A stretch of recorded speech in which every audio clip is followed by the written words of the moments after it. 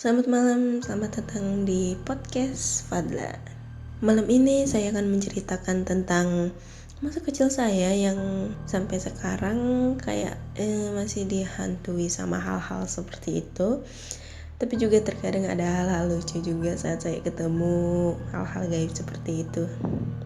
Oke, langsung aja kita mulai. Dulu saat saya masih kecil, atau bisa dibilang masih di kandungan sih, belum lahir, ayah saya bermimpi tentang monyet yang putih bulunya, terus juga cantik sekali. Nah, itu pas saya masih di kandungan. Setelah saya sudah dilahirkan, ternyata saat saya keluar, di tubuh saya itu dipenuhi bulu. Sampai-sampai ibu saya bilang, "Buset, ini anak gua apa anak monyet?" Mirip banget, bukan mirip banget sih, maksudnya bulunya gitu banyak banget. Setelah itu, cerita selanjutnya, dulu saya pas masih kecil itu udah bisa jalan tapi belum sekolah kayaknya. Udah bisa jalan, udah bisa ya lari-larian lah ya. Pokoknya udah nggak bisa diem lah, udah bisa kesana kemari. Nah itu saya pernah lagi malam-malam gitu ya, jam 12-an kalau tidak salah ya, seingat saya kayak keluar gitu kan dari rumah. Jadi rumah saya dulu ada jendela yang kalau dibuka terus kita keluar dari jendela itu langsung ada kuburan. Nah itu dulu saya jam 12-an saya turun, saya keluar dari situ, lalu saya ke kuburan dan saya kayak ngeliat ke atas pohon.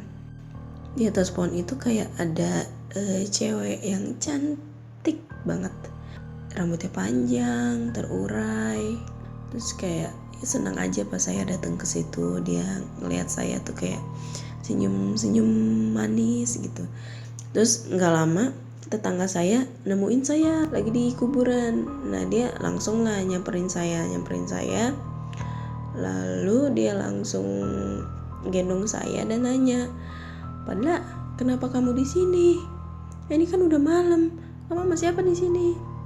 Terus saya jawab, "Itu sama tante-tante yang cantik yang ada di atas." Ya, tetangga saya kaget dong. "Yang mana sih?" Gitu. "Itu tuh yang di atas," saya bilang gitu dulu. Nah, mungkin tetangga saya takut kali ya, akhirnya dia langsung balikin saya ke rumah gitu.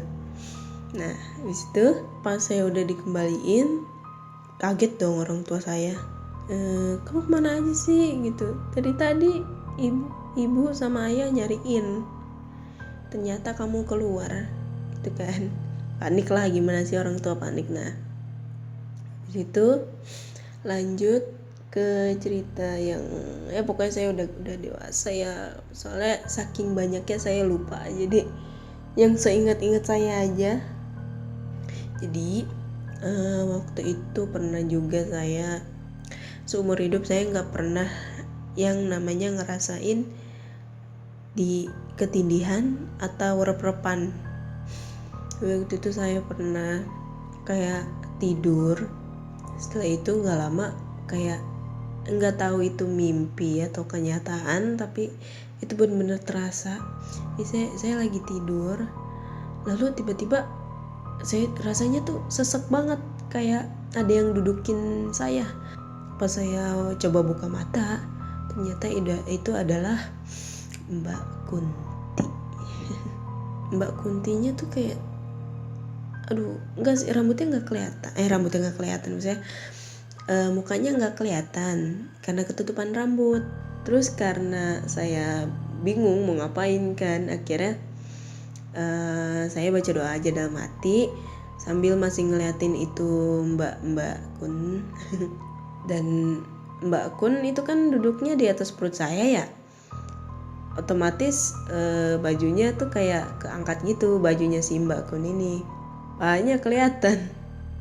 Pas pahanya kelihatan, nggak tahu kenapa pikiran saya langsung kayak Tiba-tiba saya megang pahanya gitu, kayak dielus-elus. Saya kayak, ada apa ini, kenapa tiba-tiba saya begini, kenapa tiba-tiba saya megang paha Mbak Kunti gitu kan.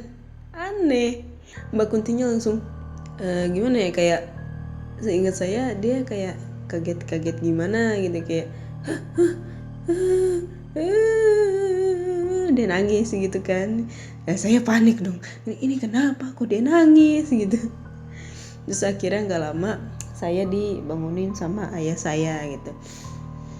Hei bangun, udah kan, bangun tuh buat siap-siap sekolah kalau nggak salah. Oh sekolah apa gimana gitu, saya lupa. Baik, itu aja yang bisa saya ceritakan.